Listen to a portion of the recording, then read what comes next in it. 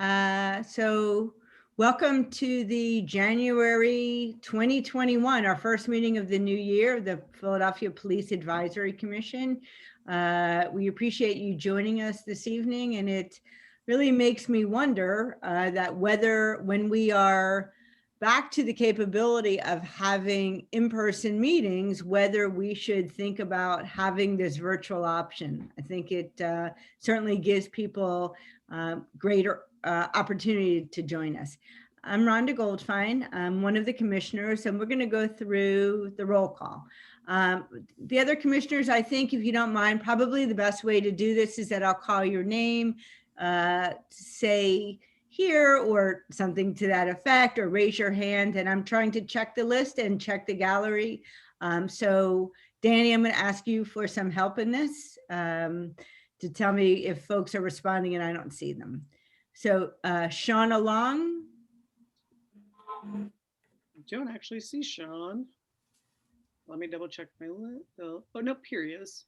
Okay. Hello, Sean. Good evening, everyone. Happy New Year. Happy New Year to you. Thank you. Mujib Chaudhry. Yep, Mujib's right there. Welcome. Ben Geffen. I do not see Ben. Okay. Our parliamentarian, George Mosey. George is right there. Bilal Qayyum. Waving. We know Bilal is here. Michael Ramming. I do not see Michael. Okay. Michael Wehrman. I just see Michael. Yep. And Sarah Young. I think Sarah has a cute little baby right there for us to all say hi to. We finally got her to show the baby. Wonderful. All right. Anthony, I'm going to pass it to you to introduce yourself, please, and the staff. Okay, I'm Anthony Arachi, the Acting Executive Director of the Police Advisory Commission. Today we have with us Miss Janine Zajac, just wave is good, Miss Angelica Hendricks, Miss Talia Grimmage, Danny, the Master of Ceremonies, and I think we have one more who's not here, Stacy McCarthy, who's with us in spirit, if not in person. Thank you, Anthony. So the first order of business for this evening is we're taking a motion to approve last month's meeting minutes.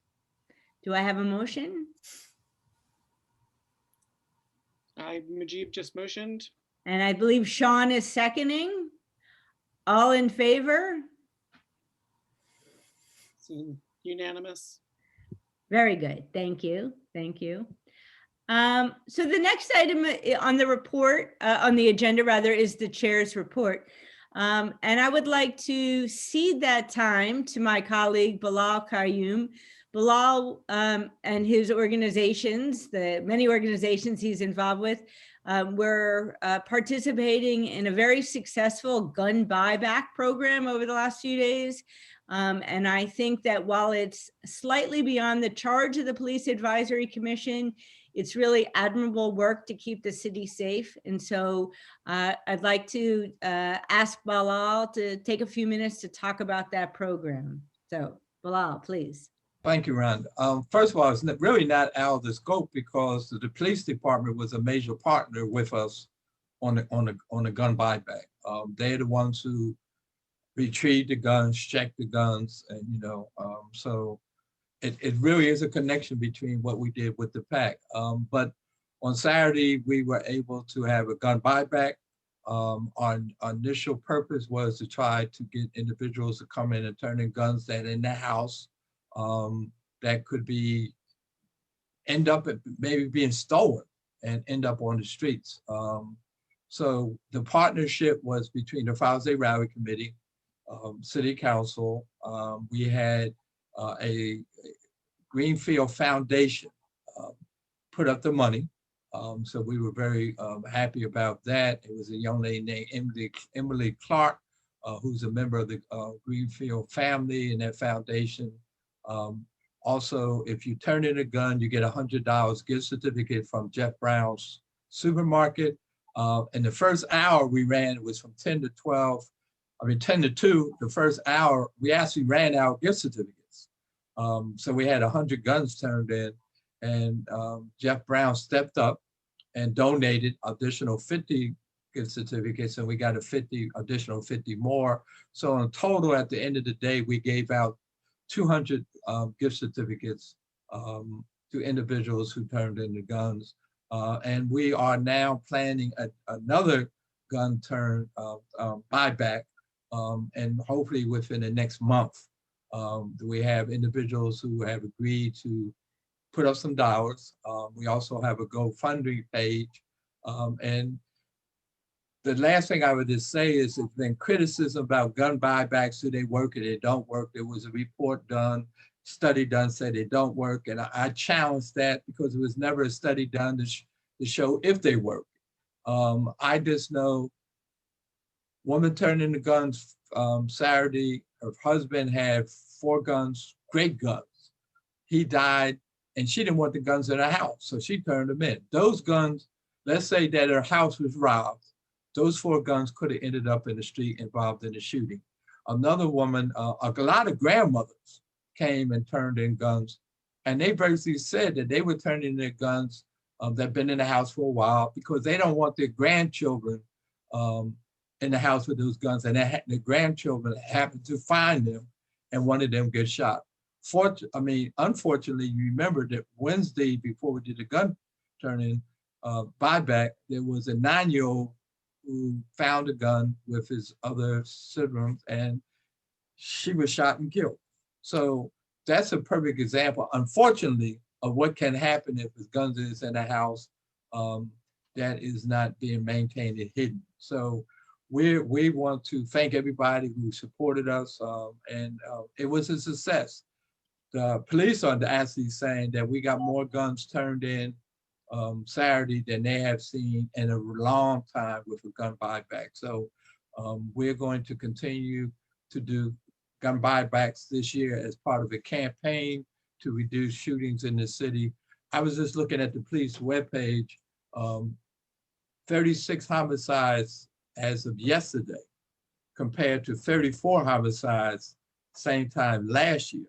And also it's on there, there's a category that says aggregated assault with guns. As of yesterday, it was 284 aggregated assault with guns compared to 168 last year. Now, last year we had 499 murders, if you remember. So we're actually beating the pace now than we were at this point last year. And if we stay on that path, we'll definitely go over 500 murders, which I haven't seen since 1990. So this is, we feel, a small tool, but can help reduce shootings in the city of Philadelphia. Thank you, Bilal. It's incredibly impressive work, so thank you. There were 2 questions, Bilal. One, do you have a link for that GoFundMe that we can share with the chat? Someone had asked for that. I will, yeah, let me get it and I'll put it up. Great. If you just send it to me, I can share it to everybody. Okay. And then the other question was, is there any way people can get involved if they aren't able to support it monetarily? Spread the word.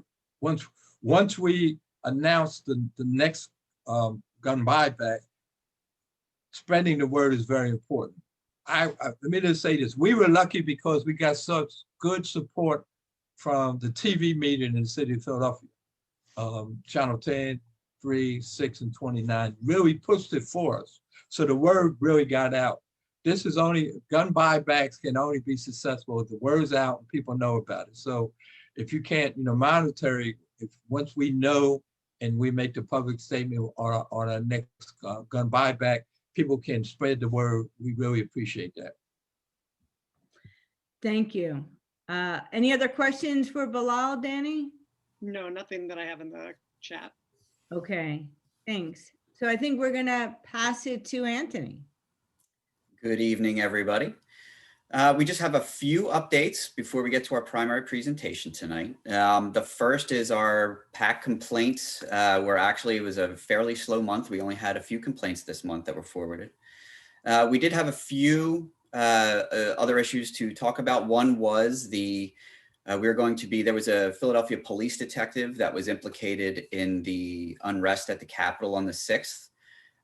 We are going to be auditing the work product of that detective just to ensure quality and make sure that there were no trends or incidents of bias over the last few years. And the police department has agreed to work with us on that. Also, CNA released the after action report on the unrest in Philadelphia over the summer.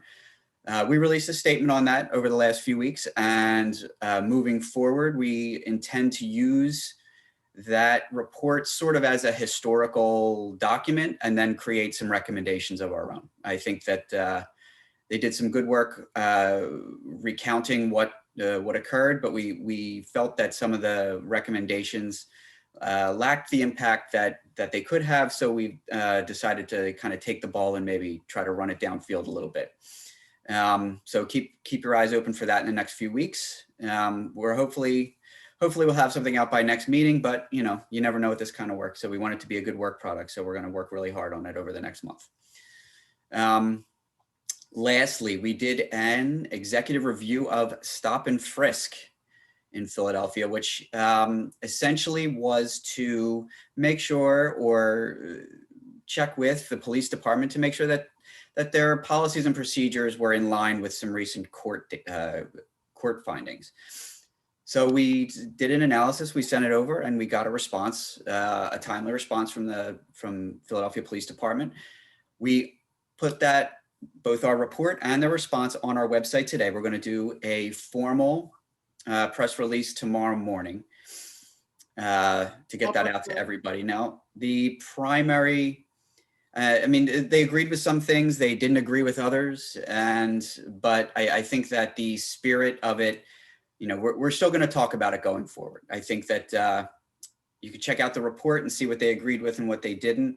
I think the primary thing to take away is what we're working towards here is having police contact be based on conduct, right? And that's really where the sort of gray area of stop and frisk or Terry stops sort of goes, where we want their conduct, or we want their contact to be based on conduct, not just, hey, you sitting out here, right? We want to be able to quantify and qualify this conduct or this contact. So basically to create transparency and fairness, so everybody knows they're getting a fair shake, right? And so we know that everything's on the up and up. But check it out, and we'll do a little bit more once we go back and forth with them a little bit more.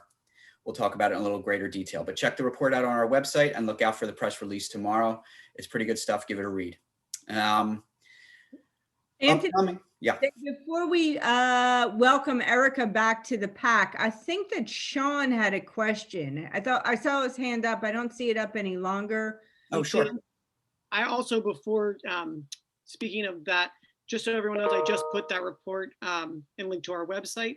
Anthony, someone did ask, will we be addressing what the shortcomings were? The press release was not as specific. Will we be discussing that tonight? When you shortcomings, what do you mean? Or I think they mean the report. Do we have any specific you wanted to talk about? I would check out the recommendations in total and the response first. Angelica said we could discuss it. Yeah, we could get that at the end during the question and answer. I think would be a better time. Perfect. Thank you. So Danny, can we go to Sean? Sean, did you have a question, or was it addressed? I'm unmuting you, Sean. Yes, this is a question for Balal Kalum. Well, why it's now that all the shootings going on, and even though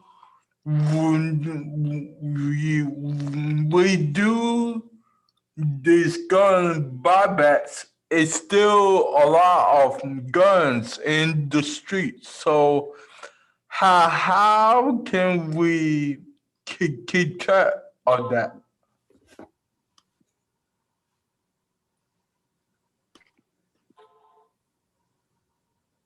Sean, that's a long conversation. And I'm not being sarcastic, but I'm saying that we're being smart. So I would like to, maybe we could talk about that off air. I mean, off the Zoom, me and you. Because there's a lot of components that are part of why violence and shootings are up in the city of Philadelphia. So in all fairness to everybody else on the Zoom call, I think that we and me and you can have an off conversation with that. I will just say to you quickly though, is that there are a lot of guns in the city of Philadelphia. So it's going to take a lot of effort. And the police fairly, and they're not getting credit for it, it's taking a lot of guns off the streets when they're doing stops and stuff like that. So, but once again, let's have this discussion after our meeting. Thank you.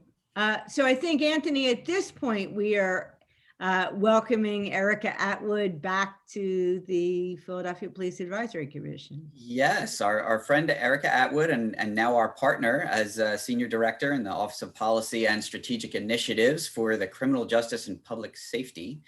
That's a big handle. It's a lot of words. But, yeah, it's a lot of words, but it's a big job, and we all know you're up to it. So real quick, sorry to interrupt. If anybody wants the GoFundMe link, I just put it in the chat. So if you were interested in learning more about that, you can find that in the chat. Sorry about that, folks. Thank you. all right, Danny. All right, Miss Atwood, take it away. Thank you. Danny, are you going to put the presentation up or do I need to? Yep, I'm going to do it right now.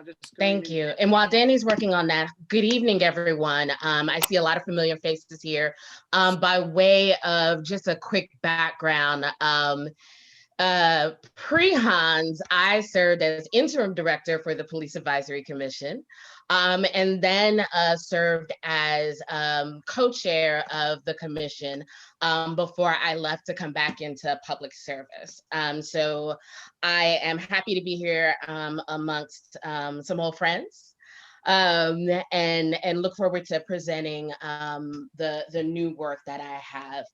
And so like Anthony said, Director Arachi said, I am the Senior Director for the Office of Policy and Strategic Initiatives for Public Safety and Criminal Justice.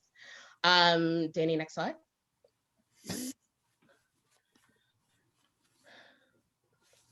And so what that office entails is I am chiefly responsible for managing departments that that encompass all of our public safety and criminal justice reform efforts.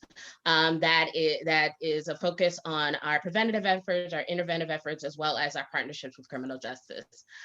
This is a coordination of inside departments and inside agencies, not only in my cluster, but across the city, as well as building and developing partnerships with community members and organizations like yourselves. Next slide.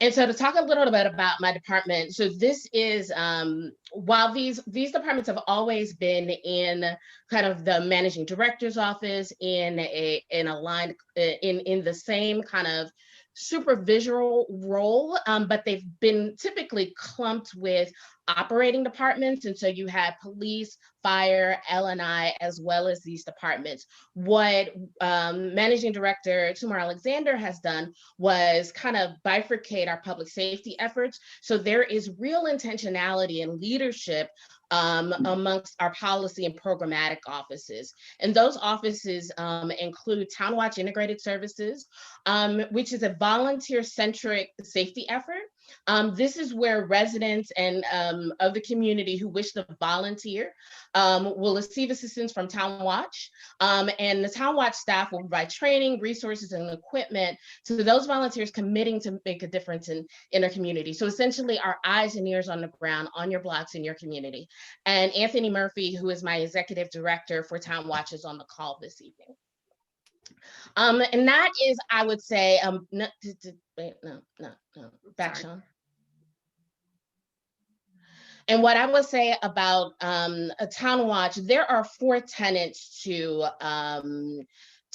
violence prevention. And the first tenet is prevention. And I would say when it comes to prevention, Town Watch is our strongest arm.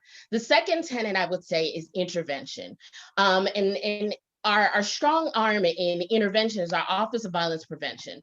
Our Office of Violence Prevention actually implements our strategies and initiatives to prevent, reduce, and end the cycle of violence. OVP has a particular focus just on gun violence, but they also support community with a number of programs, including CCIP, which George Mosey knows a lot about. We also do kind of community engagement in meetings. And my director for Office of Violence Prevention, Shondell Rebel, is also on the call. Next, we talk about enforcement. So what is the impact enforcement has on violence prevention? There are 2 ways. We have a partnership with PPD in our violence prevention efforts, but there's also, what are we doing in terms of reform? What are we doing in terms of holding some of our law enforcement partners accountable? And so that's where our Office of Criminal Justice comes in. Our Office of Criminal Justice kind of advances the administration's goals on public safety and community well-being through collaborative kind of data-driven, so we look at the numbers, initiatives around Philadelphia's criminal justice and juvenile systems. So that office is the one who is looking at what are the impacts of our prison population and how can we reduce that? How are we looking at supervision of probation and parole and reducing those numbers?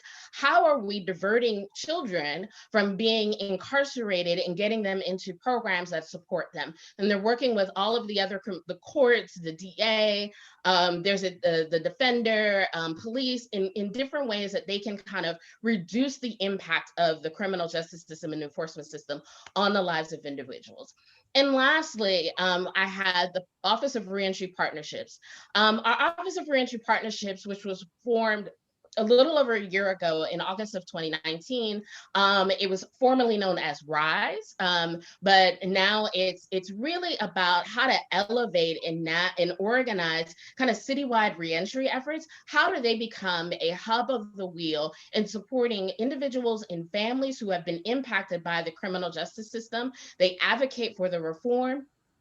And also kind of partner with the other agencies in the cluster, because we all in some way serve a similar a client, a similar individual in similar communities. Next slide. And so when I mentioned strategies, I use that word, it's in my title, it's all the things. So what does this strategy really mean? And so in 2019, Mayor Kenney introduced the Roadmap to Safer Communities. This is a 5-year plan that really focuses on the city getting its house in order, to be quite honest, in terms of how we're aligning our resources towards supporting the development of safe and healthy communities.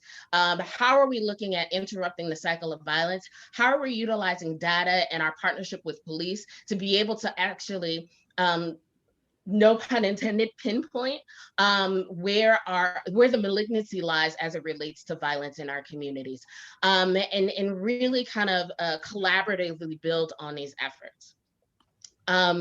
Next slide. And so what we brought out of the roadmap are kind of these 4 major tenets. And I can make sure you all get the link to the roadmap to not only the full report, but there's an executive summary, which this is connected to. But how are we looking at like really connecting youth, young adults and families to opportunities, opportunities being programming, jobs, and other social services. How are we actually talking to one another? I can't even imagine how many of you have experienced having an issue with the city and calling one person and then having to call another person and doing the back and forth. Any business owner who's been around for a while knows kind of the basement of MSB. And so how do we mitigate that? And that is what the coordinating of city services and planning is really about. How do we strengthen our partnerships and engagement with community? How are we coming out front? How are we talking to y'all? Like, how are we engaging and really hearing what's happening on the ground? How are we supporting the efforts that we know are good? An example of that is our targeted community investment grants, which come out of our Office of Violence Prevention. These are grants that range from $500 to $20,000, where we support community organizations doing work on the ground.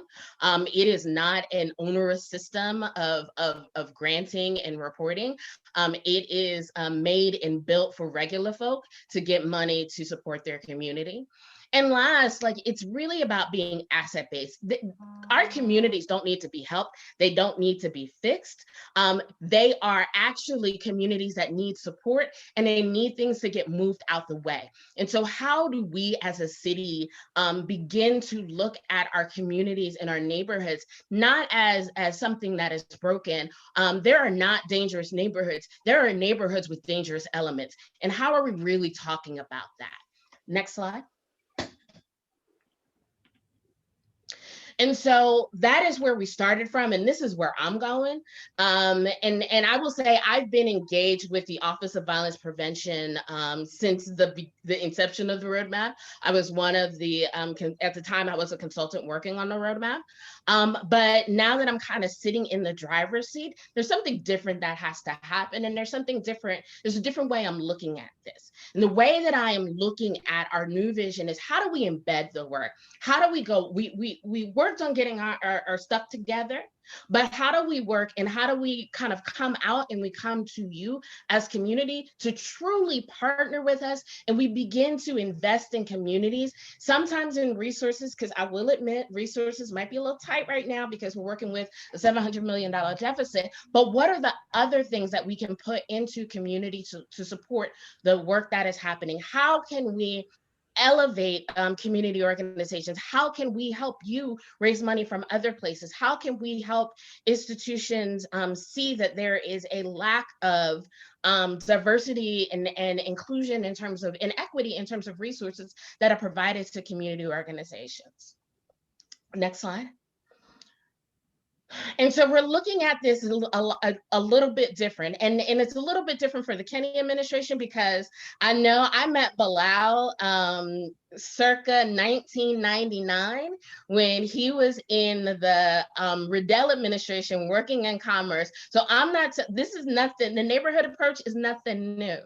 But it's different in terms of this strategy. And so how we are looking at this strategy, or how I'm guiding and leading this strategy, is how do we go back to our neighborhoods? How do we go back to the people? And we're looking at it in how you see it in concentric circles.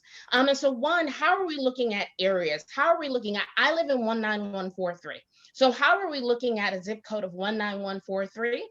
And then how are we breaking that down? And so how are we looking at King Sessing neighborhood and what is there and what is happening in terms of not only what are the shootings that are happening, what are the other crimes that are happening, what is our health data happening, and what are our assets that exist there? What are the things that we know? What are the parks and recreation centers? Who are our grantees, not only from our department, but from others? And then let's go block by block. So if we know that the 5400 block of Greenway Avenue has a shooting, how are we addressing that block and the needs of that block? Because some stuff went down on that block. Next slide. And so we can talk about our strategy, but we also have to talk about how we engage. And I think community meetings are important, But authentic engagement and coalition building is where the money is, where the juice is, where we're actually going to affect some change. I say this to my team a lot. Look, I got 3 years, maybe 3 years, because at the end of the Kinney administration, I don't know what's going to happen. So if I don't fortify what is happening in communities, then I can't guarantee anything is going to continue. And so how I'm looking at this is a 3-step process with pillars on each side. And so step 1 is, how are we engaging the stakeholders we know? How are we looking at our community partners that are already engaged with us and asking them the types of supports that they need? How are we recruiting new partners? So many of you on this call may or may not see yourselves as advocates for safe communities. How do we make you an advocate for safe communities? How do we continue to engage you in this work? If you know that there's an organization that provides safe spaces for young people, they are preventative in terms of violence reduction. How are you connecting us to them? And then lastly, it's strengthening. It's how are we looking at who we already have, who we just met, and we connecting them, and then developing a full-scale, full-court press on kind of building up the capacity, which comes up the left side of the triangle, you'll see. And then it's also like this work is hard. The people that do this work, the communities that are living this, everybody's traumatized. And so how are we looking at a trauma-informed approach, and how are we making sure that assets are available and we're strengthening the opportunities and removing the barriers for access for opportunities to heal communities because of the trauma they've experienced, not only in real time with gun violence, but also addressing generational trauma. Next slide. So, thank you. I've said a lot of words in a little amount of time. You'll see my contact information here, and if you want more information, please don't hesitate to reach out. I'm here, and my team, parts of my team are here to answer any questions you all have. And I look forward to our dialogue and our conversation. Thank you, Erica. That was quite impressive. You've been busy, and congratulations on the new job. Thank you. Maybe what makes sense now is, because Erica has, with that provocative presentation, let's see if folks have questions that they'd like to direct to Erica and these great plans. Yeah, there already was one question. Great. Let me just pull up. Who was it? Yeah, Anthony Simpson. Let me find you. Oh, hold on. I'm muting Anthony Arachi. Thank you.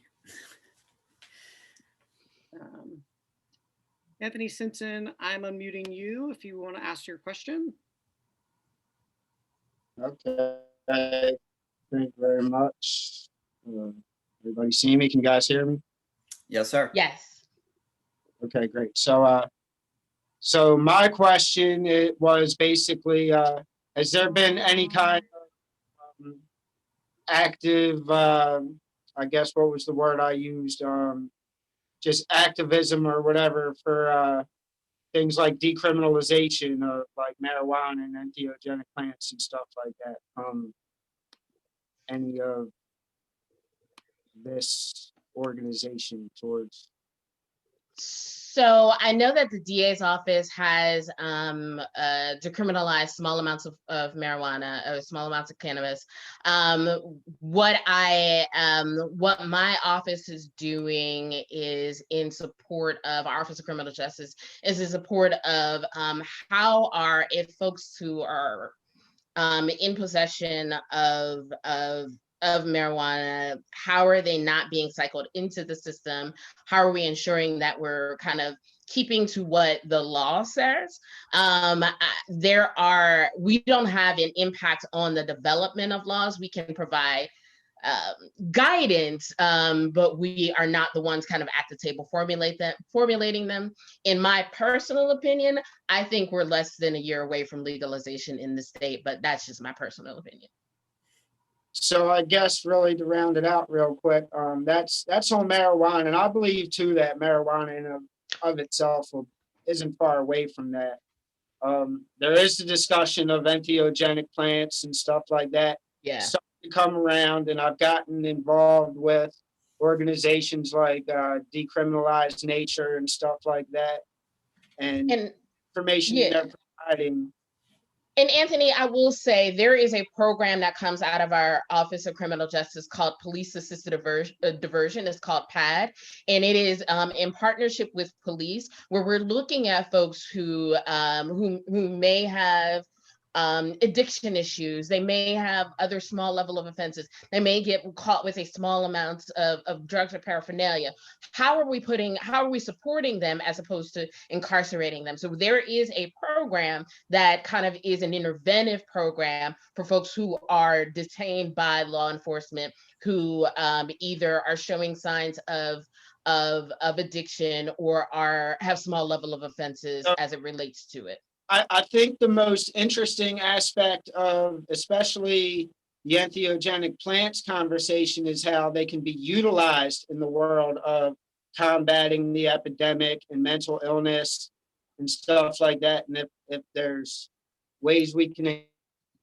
And that, Anthony, would be a state level conversation around setting the laws around what is. So I would encourage you to talk that okay. Conversation.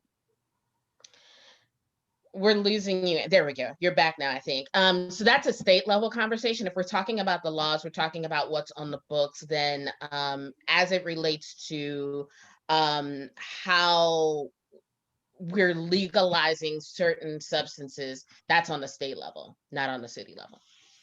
Thank you. So the next question I had, Erica, was what measurable results are you looking for? And on this basis, what progress is being made? So I am in, I'll start from the second question. Progress being made is I am little over 60 days in the hot seat. And so I am in the process of development of our strategy. I will be able to, in about a month, report out on, you'll probably a little over a month from now, you'll see our revised strategy on the Roadmap 2.0. What you saw is my idea and my vision, and not what we're going to be doing in specificity. So I will own that. Two, in terms of what are the measures, we're looking at qualitative and quantitative measures. And so absolutely, signs of success will be the reduction of shootings. Absolutely. Secondly, what is the increase in participation and positive programming? What is the increase in young people utilizing programs, employment rates of those who are at the highest risk? Town Watch, we have more folks that are a part of our Town Watch program. Do we have more people who are getting trained in the behavioral health program called Network of Neighbors? So those are the things that I'm measuring. I'm measuring also the decrease of violence and the increase of assets and participation. I think that great answer. Thank you. Another one we had was how can we get into schools and educate the younger generation on violence and crime justice? There are two ways to do that. One, I mean, there are absolutely partnerships you can develop with the school district, and we are in conversation with the school district in how we can better engage young people. The other piece is what are the programs in your neighborhood that exist? What do you know about that exists? How are we partnering with in educating mentors in Boys and Girls Club or in Big Brothers Big Sisters? How are we looking at after school programs at recreation centers? And so I think the school district has its own particular challenges, but that's not the only place where young people learn. And how are we engaging in learning outside of the traditional classroom? Okay, Sue, I'm gonna unmute you. I see your hand raised if you wanted to ask your question.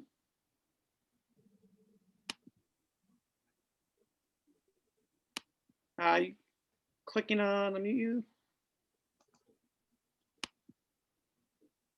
Still muted. There we go.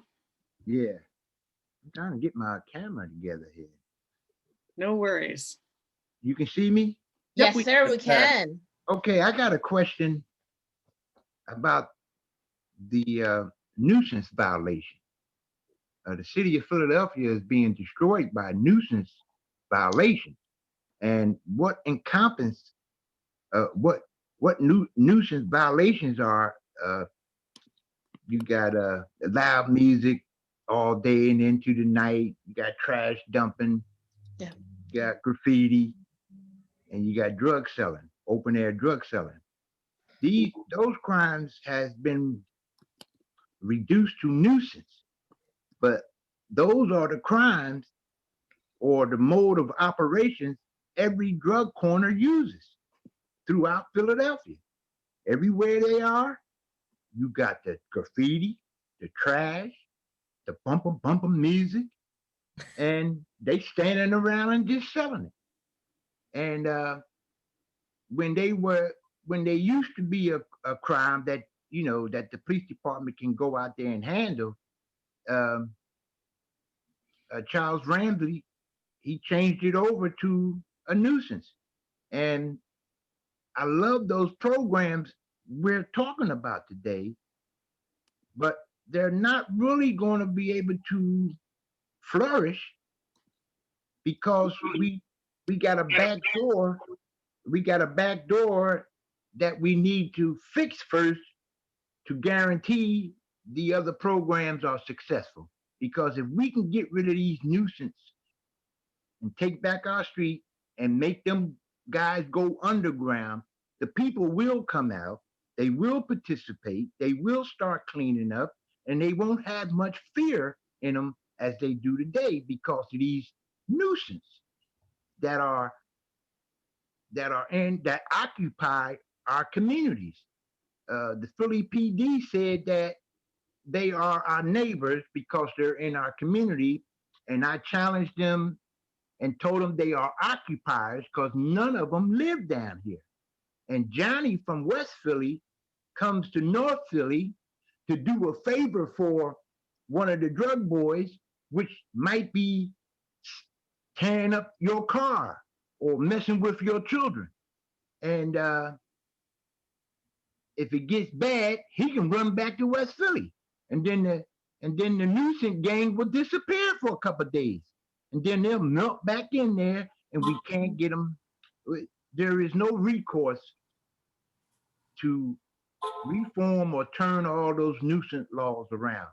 We can't go forward with these beautiful programs we got set up, and the back door is wide open to keep the cause going. The programs we talked about today work on the symptoms, but the cause is in the nuisance category. We got guys standing around. We need to take the streets back, push them underground to give the normal folks who want a clean block, who want a safe place, the trash all over the place. We should, we don't have a chance to keep up because they'll just use their crackhead friends to dump more trash on you. And that's why it just keeps going and going, because it's on the books as nuisance, and the drug boys know the cops are not going to bother them about those so-called low-level crimes.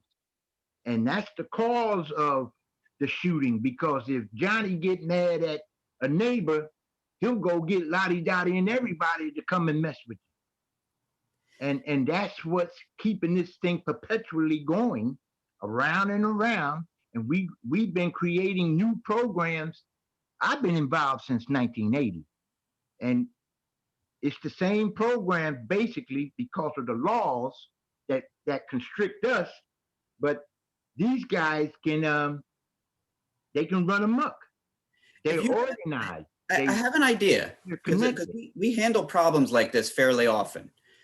If you're having a specific issue like in your area and on your block, like maybe that you're specifically talking about, why don't you can give we can do it one of two ways. You can either give Danny your contact information and I'll call you tomorrow morning. Okay. Or we can, I can have Danny give you mine. But we tackle problems like this fairly often where we try to think of sort of multifaceted approaches to individual problems. That's one of the services that we provide. So it might be something where we connect and plan with the local police district and then try to draw in other resources like for block cleaning. And also, Arachi, like I wanna put Murphy on the hot seat. So Danny, can you unmute Anthony Murphy? Yes. Thank you. I get back. Anthony Murphy, I'm unmuting you. Oh man. You go, Anthony. Yes, sir. How are you, sir? What's up, buddy? How you, sir? The first time I met Anthony, he was a field officer back in 1980. Look at him now. He is my immortal. I'm still a field officer per se. But one of the things we can do along with what Anthony said, and if you pull some neighbors together and give me a call, we can come out and work with you. We're not only on cleaning, but also in addressing that neighborhood collaboration or neighborhood grouping that's in your area, in any area. So it doesn't have to be where you are. It can be where anyone is. And so if someone calls you and says, hey, we got a problem with these fellas on the corner, then give them my number. Let me get out and get my folks out and let us get conversation with them. As long as they're willing to get involved and be engaged and participate, we can address this. See, the back door, as you described it, is only there because we as the neighbors aren't taking a hold of our community. Because if they move, if the police come and they remove them, what we have to do is come outside and make sure we keep it that way. So we have to get engaged. So reach out and I'll put my number in the chat just in case you don't have it. And if that's for anybody on the call, if you have a neighborhood issue similar to what's been described or discussed, give us a call, because what Town Watch does is in organizing, and you already know this, is organizing neighborhoods to address those quality of life issues, because collectively as neighbors, you have more muscle than you think, and you have more strength in changing that backdoor action as you described. Thank you, Anthony. If you want to throw me your number, oh great, I see it already. I will. Erica shared it. I'm going to share that with it. Erica was on it. She always is. Thank you, dear. Thank you, man. Thank you. Erica, we had another question from someone named Danny, not me. Does Erica have suggestions for specific actions that people, general public, can take to put helpful pressure on getting reports / data submitted to the press and to make them feel more pressured to be held accountable to their communities? So the question is around media accountability. I think. I just want to see if I can see. Do I see Danny's face? Maybe you can unmute her and she can. I'm gonna unmute you, Danny. I know you said you had kids, but just to follow up. Hi, yes, thank you. I was just wondering if there was anything we could do in the general public, kind of like community organizers. I'm north of Philly. I'm kind of in a suburb, but I'm trying to be, active in my community. And if there's anything I can kind of bring back kind of in the outskirts that we can help put pressure on making some of these changes and getting more accountability and visibility about what's going on behind the curtains. What active specific actions we can do to help, like you were saying, like strengthen, recruit, and engage. So thank you. Thanks for your service. Thank you, Danny, and thank you for your question. I think there's a couple things that kind of pop into my head really quickly. One is advocating for sustained and growing support for the work from a budgetary standpoint. It is supporting us in our efforts to maintain and increase our budget for programs, particularly advocating for more money to be put into our targeted community investment grants,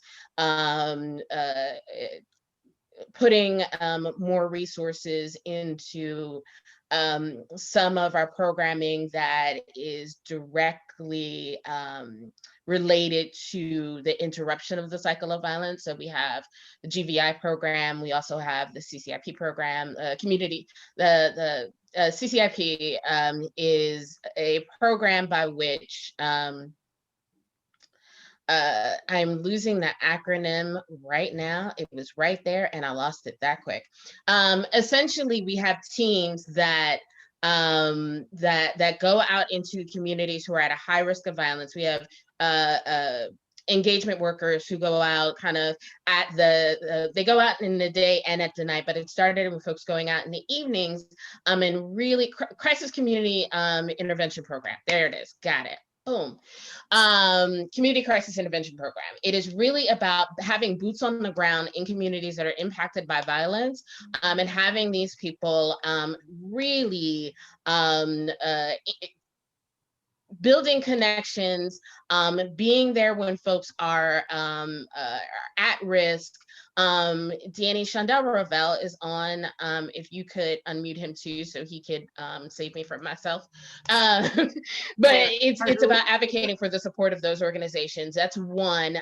Secondly, in terms of advocacy and support, it's really pushing our philanthropic community and maybe supporting the resources of community organizations that are on the ground that are doing good work. And so maybe it's not money coming from us, but money to us, but money going directly to community organizations that are doing good work, and supporting them. Resources are at a all-time scrimp and scrape right now due to COVID.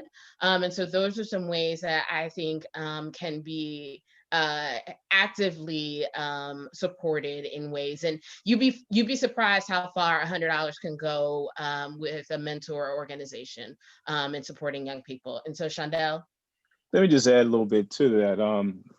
You know, I think, you know, how people can really get involved. An important part is, like, we have the CCIP teams in the community all the time, just helping form those relationships and building those bridges. You know, the simplest things that you bring to the teams. It might be a family on the block that needs food, you know, or pampers, or that's how you form the relationship. You know, that's how we begin to build the bridge that gap between community and city government. You know, there's a lot of resources out there that people don't know about that, you know, we can kind of bring to the table. You know, so I tell people all the time, if you want to get involved, you don't have to, you know, donate money. You don't have to invent a program. Just kind of, you know, open your eyes and get connected to the resources that are already there.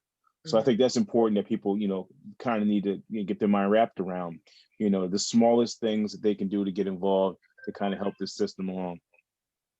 And I will also say it's about how we change, it's how we talk about this, the work, and how we talk about the issue. It is it being collective and it being an us conversation and not a them conversation. And it's important, particularly for those members who don't live in the communities that are highly impacted, for us to say we do this together. We're working on this together. It affects us all, and not just those folks over there who are in the fray.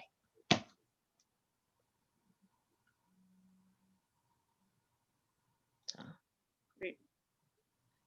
Another question, more so, I think kind of about Town Watch, was how would residents find out if there's a Town Watch group in their specific neighborhood, and how would residents start a Town Watch group if it wasn't?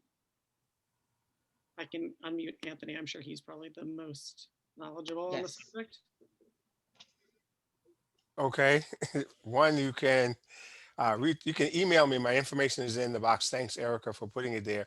In reference to if it's something in your neighborhood. But getting started is the same.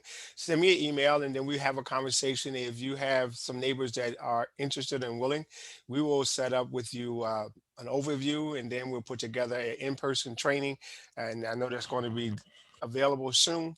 And then we get you started and we provide you with the equipment that we have, and we give you the support that's necessary. And we also, as it relates to your neighborhood issues, if it requires OVP or CCIP, we're directly connected. Chandala and I have been working at this for quite a bit, and under Erica's leadership, that teamwork is going to be more than valuable.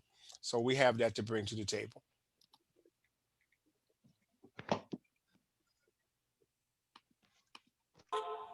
Sean, did you have a question? I'm going to unmute you.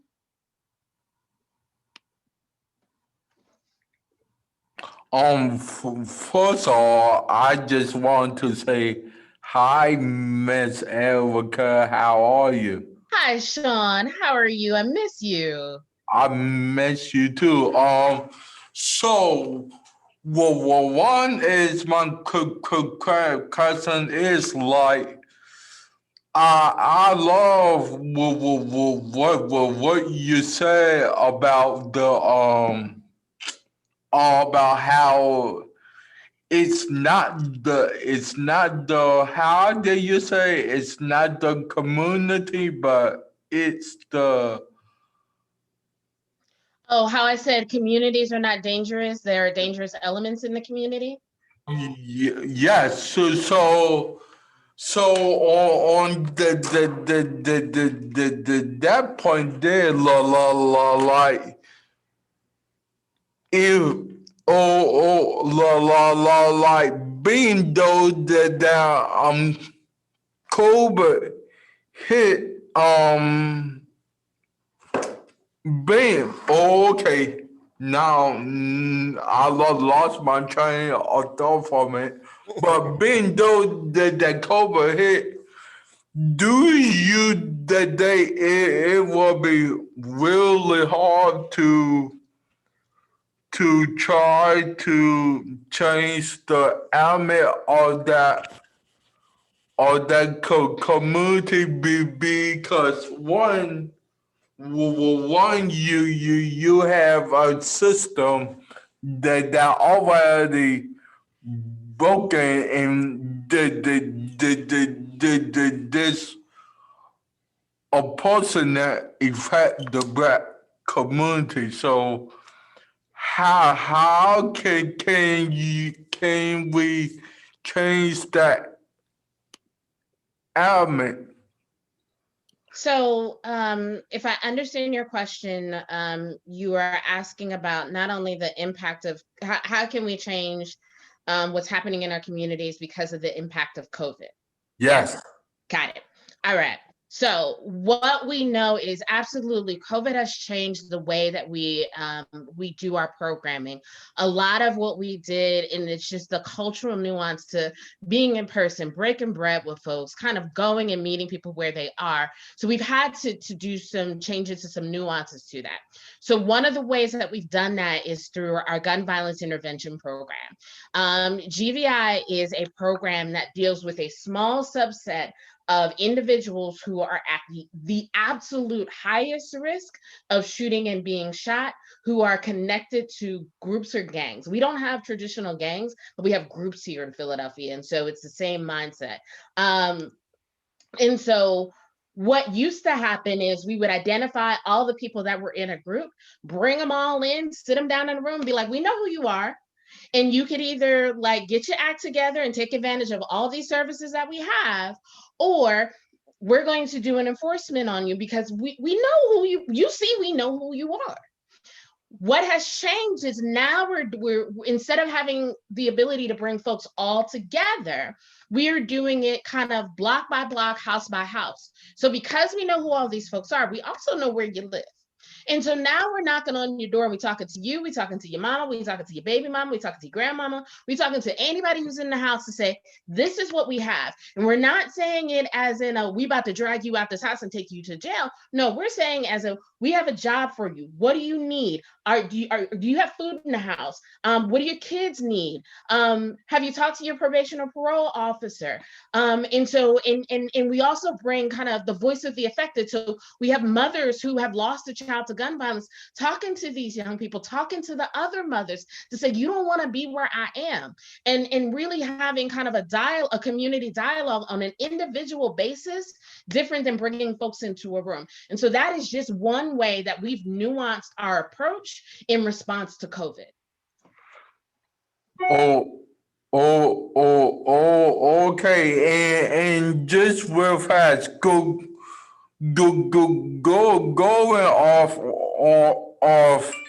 off SHU on comment like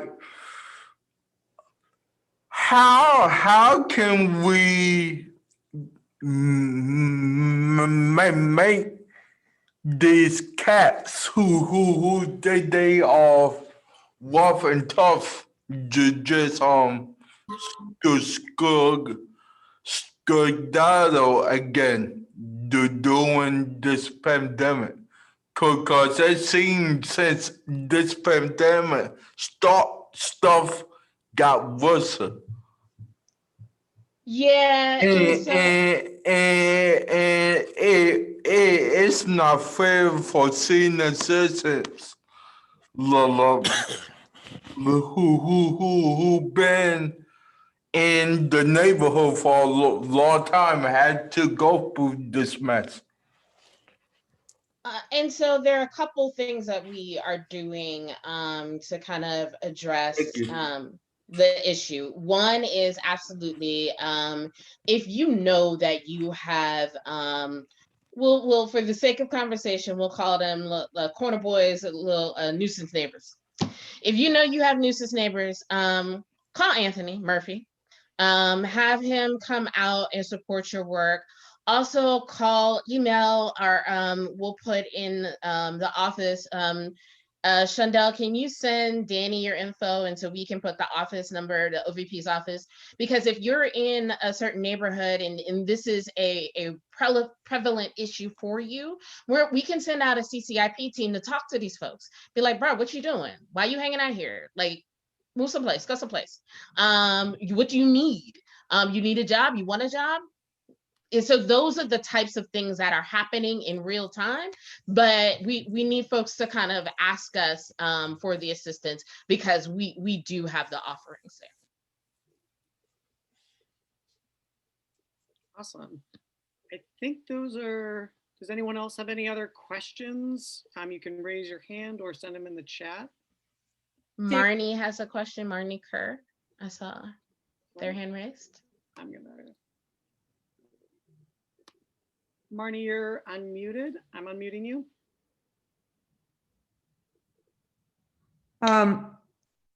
Do you work closely with PAC? Because of course, some of the gun violence is perpetrated by police.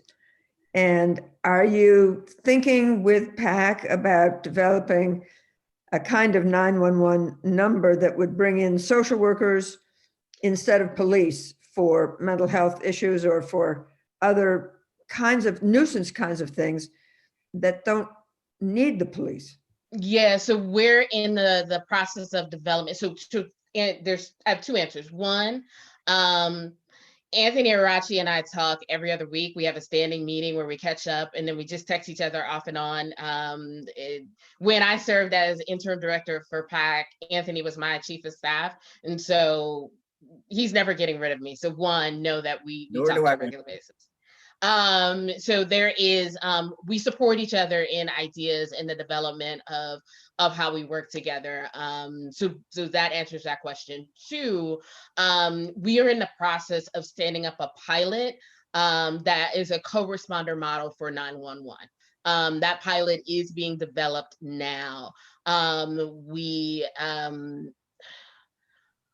Offhand, I don't have the specific date of the launch, and I apologize for that. But we'll be able to get some more information to PAC to send it out when the pilot starts. And what we're looking to do is have it be very geographically focused on areas where we know there's a need for not just the police response, but somebody who is trained to handle other issues, particularly mental health issues. Thanks. Danny, if there aren't more questions directed for Erica and her team, should we open it up to all general comment? Yes, I think actually Sarah had a good question. Please. I'll mute you, Sarah.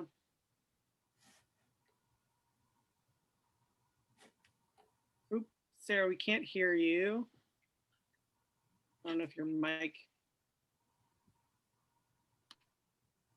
I can see that you're unmuted, but no luck with. Unmuted, but still can't hear us. Or I can't. Hear us.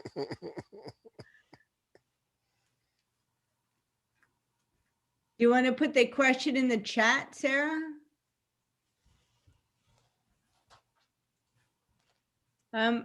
While she's doing that, there was a question at the end of Anthony's report about folks were asking about what the shortcomings of the reports were. And it wasn't completely clear to me whether the question was the shortcoming to the after incident report or the shortcomings of the stop and frisk report.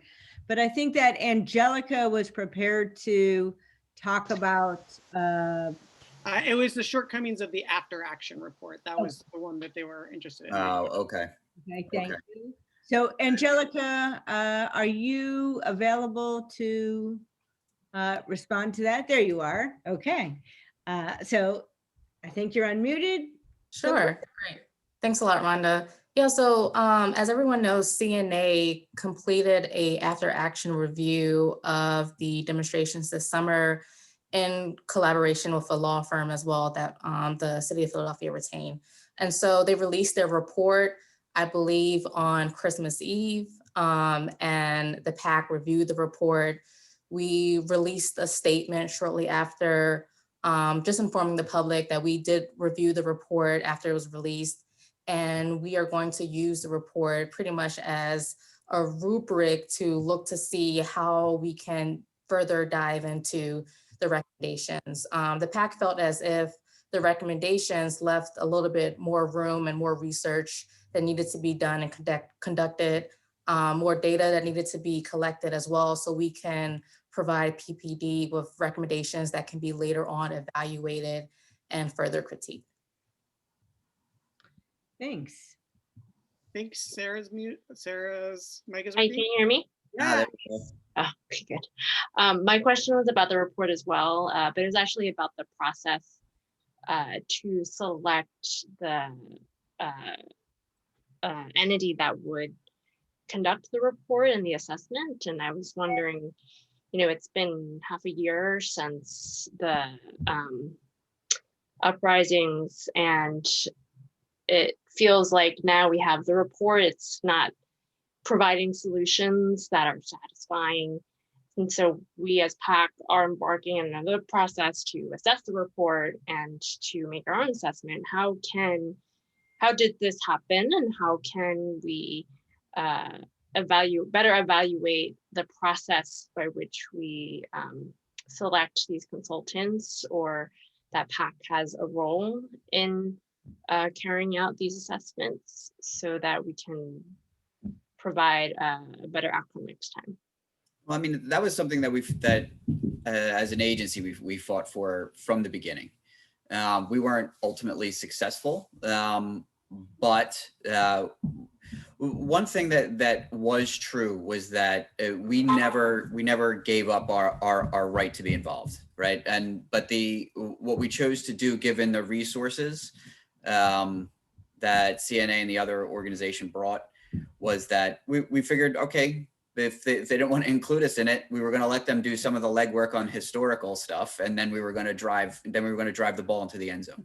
And I think that that's what we're going to do now. I mean, I think moving forward, especially with the expansion of police oversight in Philadelphia.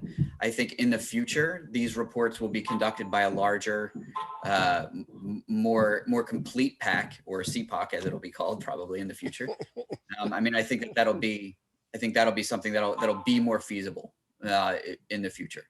I would think as an agency, it would have come out better if we were sort of on the team instead of evaluating it after. But it already happened, and what we can do now is make their work better, and that's what we're going to do. And I think there's something that can be said about, is there a value that the PAC is separate from the assessors, from the evaluators? You know, that maybe it's not our role to determine who evaluates, because we want to both evaluate the evaluation and the original efforts. Bilal, I know you have a question. I just want to just check whether Anthony or Angelica have anything more on that point. I'm good. Angelica? No? Okay, thanks. So I think Bilal had a question about Sarah's question or Anthony's response. Yeah, Bilal, I'm unmuting you. Yeah, I'm part of the Mayor's Reconciliation Committee, and that report was presented to the committee. They did talk about the PAC in the report. I would recommend that we might want to have the young lady from the law firm present a presentation to the PAC. I think it would be very helpful, Sarah, if you've seen the presentation that they have about the method they use and the report itself. And it was a great presentation that she did. Trying to figure the attorney's name, Nicole. Yeah, I know Nicole. Yeah, yeah, I'll reach out to her for that. I can absolutely. Yeah. I mean, I think that the PAC and the citizens that tune into us on our meetings would really appreciate that presentation of that report, because it was pretty in depth. That would be great. I know that there were a couple of neighborhoods and community members that were really invested in understanding the outcome of the report, and it would be a shame to sort of keep them on hold any longer than necessary. Sure, we can reach out to them this week. And Danny, I think BB wants to add to Let's add, Nicole Phillips also had reached out to Hans when Hans was AD and had gotten some preliminary information from him early in their process. Yep, heard that. Thank you. Marnie, I believe, had a few more questions. I'm going to unmute you, Marnie.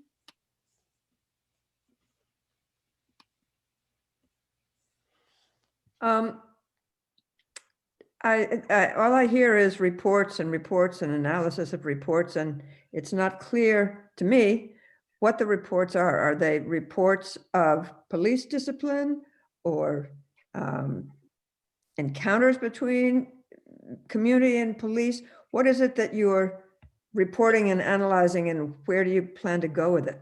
Well, the report that we're talking about now is the after action report on the summer unrest, and that was conducted by CNA and I think Montgomery McCracken law firm. That was released in December, and that's what we're talking about now. And they issued 70 some recommendations on how to sort of move forward and do it better, and that's what we were talking about. And those will become public? It's been public for a month. Oh, okay, all right. And Anthony, maybe we should think about, in the same way we had a report back on the recommendations from the Department of Justice report so many years ago, maybe we need to have the same report back so that those recommendations get some traction. They're not just recommendations that are in a report that are put on a shelf, which I assume is Marnie's concern, appropriate concern. I mean, and that's kind of what our plan was, right? So we didn't have a problem with the report. Our primary issue is that some of the recommendations we felt weren't specific enough, weren't informative enough, and they were recommendations that you couldn't monitor, right? So what our goal is to sort of break it off into a couple of categories, right? Like they had some that were very valuable, right? So we're going to have like that category of ones we think are very valuable, ones we think needed, either development or expansion that we're going to provide. And then other ones that we thought weren't very useful at all, then we're going to replace them. Well, not replace them, but we're going to add recommendations of our own, right? That we think, and then we're going to monitor all of them, like going forward. Great. Thanks. More questions, Danny? More folks who would like to join the conversation? I believe. Yeah, someone just asked in response to Lee Shepard's question, the CNA report is Mayor Kenny's report on the Black Lives Matter demonstrations. That's what the report was, about how the police's response was. And I actually, one of my colleagues just sent me the report, and so I'm going to send it to everybody in the chat. So if you didn't get to read CNA's report, it's now in the chat. You can find it there, but that's public. And then on the PAC's website, if you go right to our website, we have a press release that is right on the front page if you scroll down, and that has sort of our response to this report. And I'll share that right now as well so that people have it. Sorry about that. Great. Thank you. Oh, oops, that went. So that was the press release, and here's the report for everybody. Great. Nice work. I think those are all the questions I have in the chat right now. Did anyone have any other questions for us? I don't see any hands raised. Okay, well, maybe we'll end a bit short, but I want to again thank Erica for the informative presentation, and also congrats on the job. We'll be looking for big things from you. We know they'll be coming. Thank you. You now have a question, Danny? Yeah, we have two questions. Two hands just got raised. So Danny, I'm gonna unmute you again.